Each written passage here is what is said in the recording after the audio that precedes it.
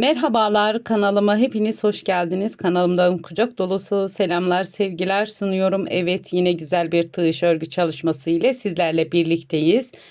Şöyle hemen arkadaşlar, bu çalışmayı bu şekilde bir iple deneyeceğim. Alize Diva 346 renk kodu merak eden olursa, tığ numaram ise her zamanki kullanmış olduğum 7 numara 1.30 milimlik tığ kullanacağım. Sizler ipinizin kalınlığına, inceliğine göre tığlar seçebilirsiniz. Buyurun, dilerseniz Bismillahirrahmanirrahim diyelim ve modelimi de sizler beğendinizse birlikte yapalım. Evet, şöyle tığıma ipimi sabitliyorum.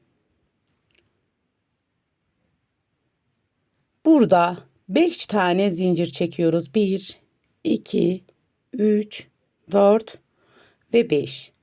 Tığımın başına 3 defa ipimi alıyorum. Çekmiş olduğumuz başlangıçtan 1, 2, 3, dörtlü bir trabzan yaptım. Tekrar 5 tane zincirimi çekiyorum. Tığımın başına 3 defa ipimi alıyorum. Yine bu kısma batıyoruz. İkişer ikişer ilmeklerimizi çıkartıp dörtlü trabzanımızı yapıyoruz. Tekrar 5 zincir. Yapacağımız örgünün enine göre bu şekilde ayarlıyoruz arkadaşlar. Yine aynı şekilde devam ediyorum.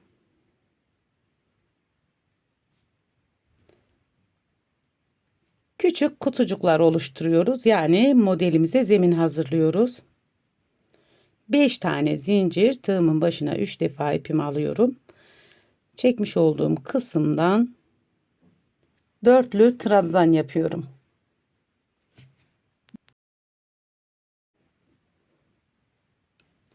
Evet, bu şekilde devam ediyoruz. Şöyle model gösterecek kadar 6 tane kutucuk yaptık. 1, 2, 3, 4 tane zincir çektim. Tığımın başına bir defa ipi aldım. Hemen ikili trabzan yapıyoruz arkadaşlar. 1, 2, 3, 4 tane trabzan yapıyorum hemen. Zincirimle birlikte 5 tane trabzan oluşturdum. Burada bir zincir çektim. Hemen bu iki kutucuğun arasına sık iğne olarak batıyorum. Yine arada bir tane zincir çekiyoruz. Tığımın başına bir defa ipimi aldım. Hemen diğer iki kutucuğun arasına 7 tane trabzan yapıyoruz. 1, 2, 3, 4, 5, 6, 7. Yine aralarda birer tane zincir. Buraya tüm model kurduk. Araya bir zincir. Hemen sık iğne olarak sabitliyorum arkadaşlar buraya. Tekrar bir zincir çekip yine bir model daha kuruyoruz.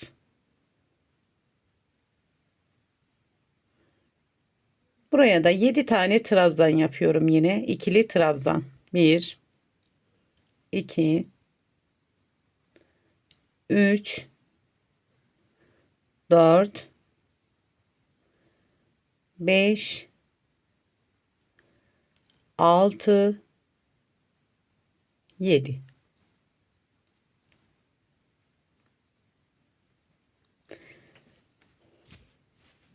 Şimdi tekrar bir zincirimi çektim. Sık iğne olarak bu kısma sabitliyoruz. Yine kenar kısma yarım bir model kuruyoruz. Bir zincir çekip kenarda ilk başta yapmış olduğumuz gibi 4 tane trabzan yapıyorum.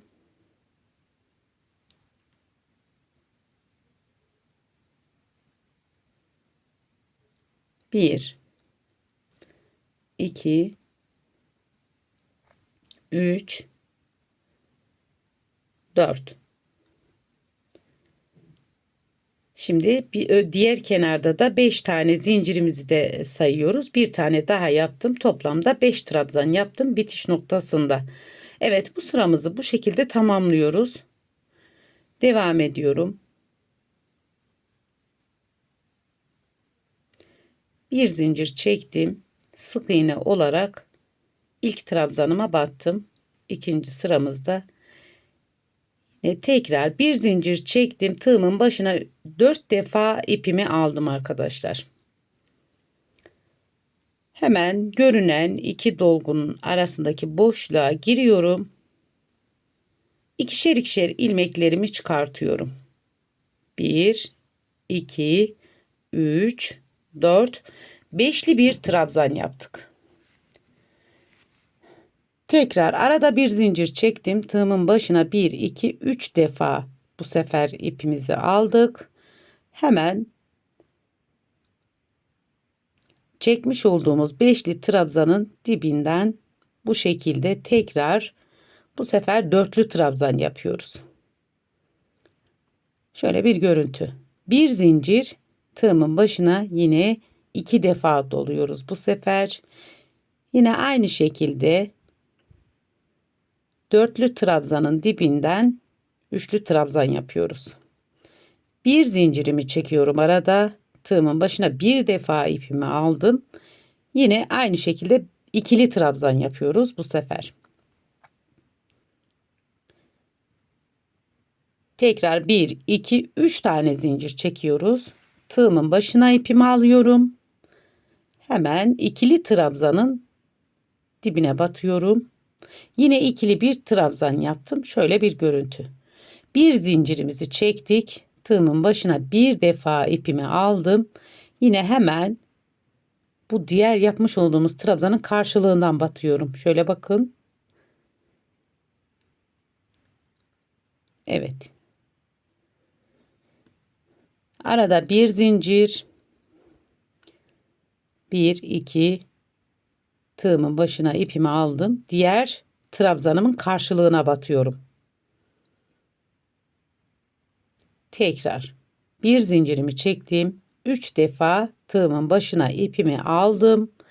Şimdi ilk başta yapmış olduğumuz trabzanımızın dibine batıyoruz. Evet. Şimdi bir zincir ile bu yapmış olduğumuz dolgunun tam üzerine denk gelecek şekilde 1, 2, 3, 4. trabzanımın tepesine sık iğne olarak sabitledim. Bir zincirimi çektim. Şimdi aynısını tekrar ediyoruz arkadaşlar. Burada da bu iki dolgu arasına aynısını tekrar ediyoruz. Tığımın başına 4 defa ipimi alıyorum. Hemen aradaki boşluktan giriyorum. 5'li trabzan yapıyoruz. 3, 4, 5. Yani ikişer ikişer tığımdan çıkardım. Şimdi ise 4'lü trabzanımızı yapıyoruz. Aralarda zincir çekmeyi unutmuyoruz. Birer tane zincir çekiyoruz arada. 4'lü trabzanımı yaptım. Yine 3'lü trabzanımı yapıyorum. Arada zincirimi çektim. Arada zincirimi çektim. İkili trabzanımı yapacağım. Bir tane tığımın başına ipimi aldım. 3 tane zincirimi çekiyorum. Tam tepe kısmını oluşturuyoruz. Bir zincir, tekrar trabzan. Tekrar bir zincirimi çektim. Tığımın başına ipimi aldım. Yine trabzanlarımı karşılığına yapmaya başladım. Evet, devam ediyorum. Bir önceki yaptığımızın aynısını yapıyoruz arkadaşlar. Aralarda birer zincir çekiyoruz. Yine ilk yapmış olduğum trabzanıma batacağım. 4'lü bir trabzan yapıyoruz.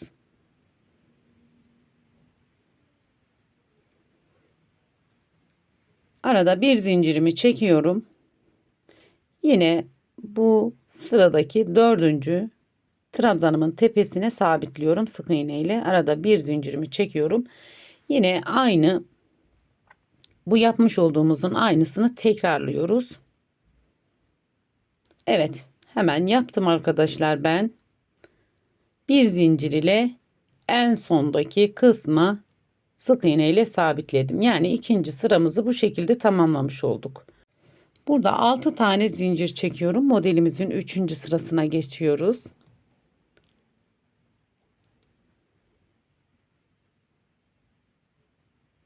İki defa tığımın başına ipimi alıyorum. Buradan hemen arka tarafından girerek 2 2 2'de çektiğim trabzanı yaptığım tığımda bir ilmek. Yine 2 defa tığımın başına ipimi aldım. Diğer trabzanıma aynı şekilde tekrar alıyorum. İkişer ikişer ilmeklerimi örüyorum. Tığımda 3 ilmek. Tığımın başına 2 defa ipimi alıyorum. Sıradaki trabzanımı arka yüzden girerek tekrar trabzanımı yapıyorum. 4 ilmek. Tekrar aynı şekilde ikişer ikişer ilmeklerimi örüyorum. 5 ilmek.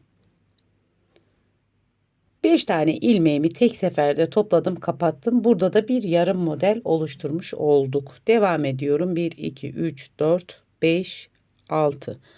6 tane zincirimi çektim. Hemen yukarıda bulunan kısma sık iğne olarak battım. Tekrar 1 2 3 4 5 zincir çekiyoruz. Burada tığımın başına 2 defa ipimi aldım. Yine aynısını tekrar ediyoruz. Burada tüm örnek kuracağız.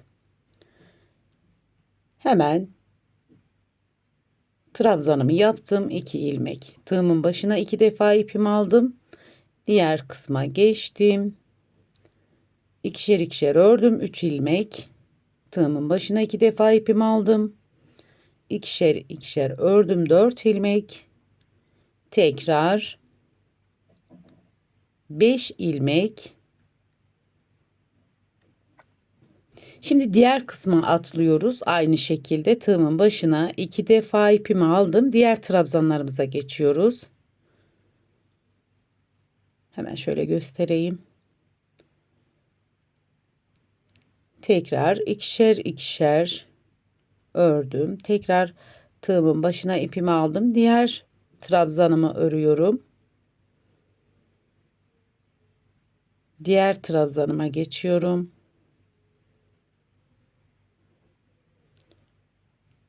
Tekrar son trabzanımı örüyorum arkadaşlar. Tığımdaki ilmeklerin hepsini 2 4 6 8 9 ilmeğimizi birlikte topluyoruz. Tek seferde çıkardım. Bir sık iğne ile kapattım. Evet, buraya tüm bir model kurmuş oluyoruz. 1 2 3 4 5 zincir çektim. Yine hemen tepe kısma sık iğne olarak sabitledim. Tekrar 5 tane zincirimi çekiyorum. Aynı işlemi tekrar ediyoruz arkadaşlar. Burada tüm bir örnek yapıyoruz. Hemen burada yapmış olduğumuzun aynısını 2 tane yapmış olduğumuz modelin arasına uyguluyoruz. Tığımın başına 2 defa ipimi alıyorum. Birinci trabzanımdan başlıyorum. İkişer ikişer ilmeklerimi örüp tığımda bekletiyorum. Hızlı geçiyorum burayı, daha önce göstermiş olduğum için. Devam ediyorum. Hemen diğer bölüme geçiyorum. Diğer kanada. Devam ediyorum yine. Tekrar tığımın başına ipimi alıyorum. İkişer ikişer ilmeklerimi örüp bir tane ilmeğimizi tığımızda bekletiyoruz. 9 tane ilmeğimizin hepsini birlikte tek seferde topluyoruz.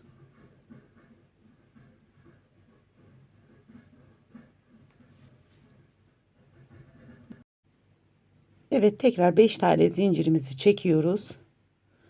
Tepe kısımdan sık iğne olarak battım. Şimdi burada yine yarım bir model uygulayacağız arkadaşlar. 1 2 3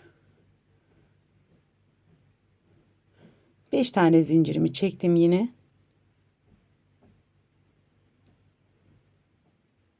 Tığımın başına 2 defa ipimi aldım.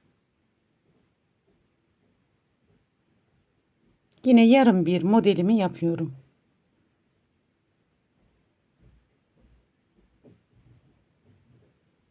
Tekrar tığımda 4 ilmek, tığımda 5 ilmek topladım, kapattım. Evet, modelimizin 3. sırasında bu şekilde tamamladık arkadaşlar. 1 2 3 4 tane zincir çektim, geriye döndüm, tığımın başına ipimi aldım. Yine buraya ilk sırada yapmış olduğumuz gibi trabzan yapıyorum. 1 2 3 4.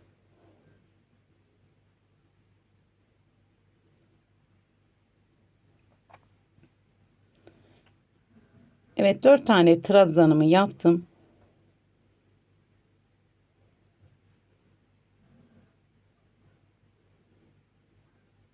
Bir zincir çekiyorum. Burada 5 tane zincir çekip sık iğne yapmış olduğumuz kısma sık iğne olarak sabitledim. Yine arada bir zincirimi çektim.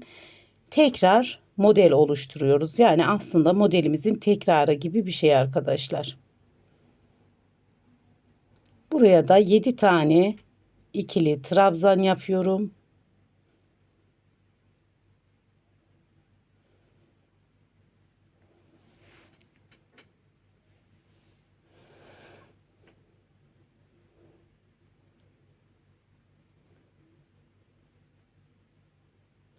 Arada bir zincirimi çekip yine sık iğne olarak sabitledim. Bir zincir. Tekrar 7 trabzan. 1 2 3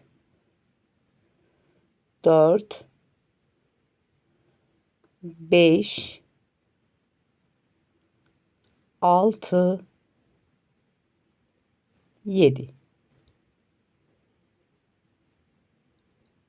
Bir zincir, sık iğne olarak sabitledim. Yine kenar kısma yarım bir örnek kuruyoruz. 4 tane trabzan yapıyorum.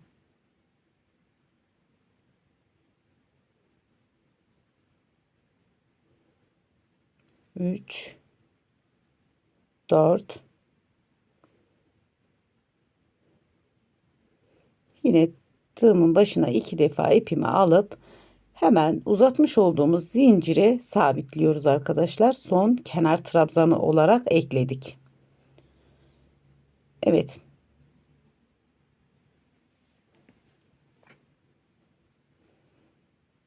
Bir tane zincirimi çektim. Yine sık iğne olarak battım. Bundan sonra modelimizin tekrarı oluşuyor arkadaşlar. Detaylı anlatabilmek için sizlere yine bir sıra daha anlatmak istiyorum. Burada bir zincirimi çektim. Tığımın başına ipimi 3 defa 4 defa aldım. Yine yapmış olduğumuz bu alt kısımdaki yapmış olduğumuz trabzanlarımızı yapıyoruz. Bu modelimizin tekrarı, yani ikinci modelimizin ikinci sırası oluyor. Tekrar aralarda birer zincir çekerek beşli trabzan, dörtlü trabzan, üçlü trabzan, ikili trabzan uzatıyoruz arkadaşlar buraya, araya. Şimdi bir kez tığımın başına ipimi aldım. Tekrar burada 3 tane zincir çekiyoruz. Tığımın başına ipimi aldım. Yine hemen bu görmüş olduğunuz kısımdan battım. Trabzanımı, ikili trabzanımı yaptım. Arada bir zincir, 2 kez tığımın başına ipimi aldım. Üçlü trabzanımı yapıyorum. Bir zincirimi çekip dörtlü trabzanımızı yapıyoruz. Şimdi de arkadaşlar 3 defa tığımızın başına ipimizi alıyoruz. Arada bir zincir çekip hemen orta kısmına sabitliyoruz sık iğne ile.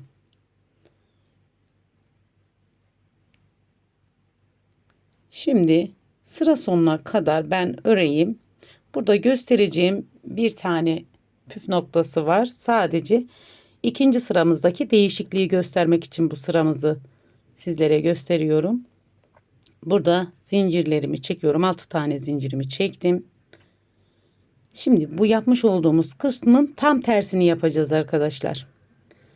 Önceki sıramızda arka yüzden girmiştik. Şimdi ön yüzden giriyoruz. Sadece değişikliğimiz bu. Bu sırayı, bu kısmını göstermek için sizlere.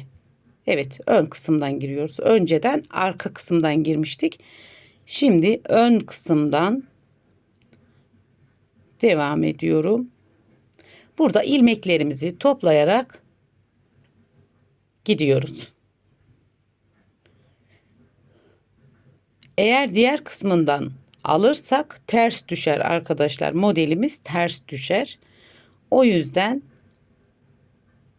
bu şekilde. Evet. Burada yine yarım bir örnek yaptık. 5 tane zincirimi çekiyorum. Tepe kısma sık iğne olarak sabitliyoruz. Yine 5 tane zincirimizi çekip tüm bir örnek yapacağız artık. Yani bu şekilde devam ediyor. Evet. Alt kısımda yapmış olduğumuzla aynı oluyor arkadaşlar. Saç örgüsü gibi iki tarafta görünüyor. 5 tane zincir. Hemen yine ön kısımdan giriyoruz. İkili trabzanlar yapıp 2 defa tığımın başına ipimi alıyorum. İkişer ikişer ilmeklerimi toplayıp tığımda bekletiyorum. 9 tane ilmeğimiz olana dek topluyorum. Evet, 9 tane ilmeğimiz. Diğer kanada geçiyorum hemen. Diğer kanattan da ikişer ikişer ilmeklerimi ikisini örüyorum. İlmeğin biri bekliyor. Evet.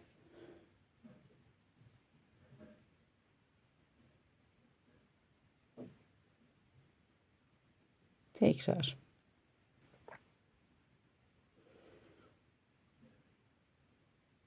Evet, 9 tane ilmeğimi hepsini birlikte toplayıp kapatıyorum arkadaşlar.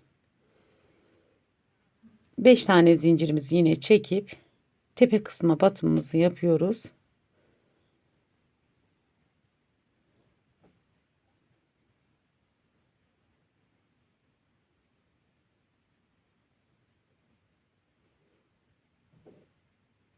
Beş tane yine zincirimizi çekip devam ediyoruz. Aynı bu şekilde. Evet, şöyle hemen ben ilerledim. Sıra sonuna geldim. Şimdi gördüğünüz üzere ikisi de aynı tarafa denk geliyor. Bu saç örgüsü gibi görünüyor. Farklı bir görüntüsü var. Ben sizlere daha önce yapmış olduğum büyük parça üzerinde dilerseniz modelimi göstereyim arkadaşlar. Evet, hemen büyük parça üzerinde yapmış olduğum modelim bu şekilde görünüyor. Evet, bu modelden neler yapabiliriz arkadaşlar? Bu modelden etol şallar yapabiliriz. Yelekler yapabiliriz. Bebek battaniyeleri yapabiliriz. Astar kullanarak bebek battaniyeleri yapabiliriz.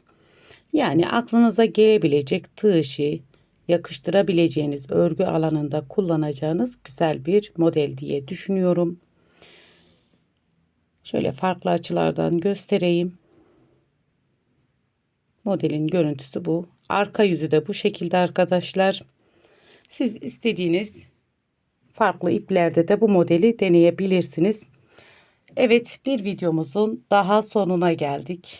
Bu aşamaya kadar beni izlediğiniz için çok teşekkür ederim. Bir diğerki videomuzda görüşmek dileğiyle. Allah'a emanet olun. Hoşça kalın. Kendinize iyi bakın.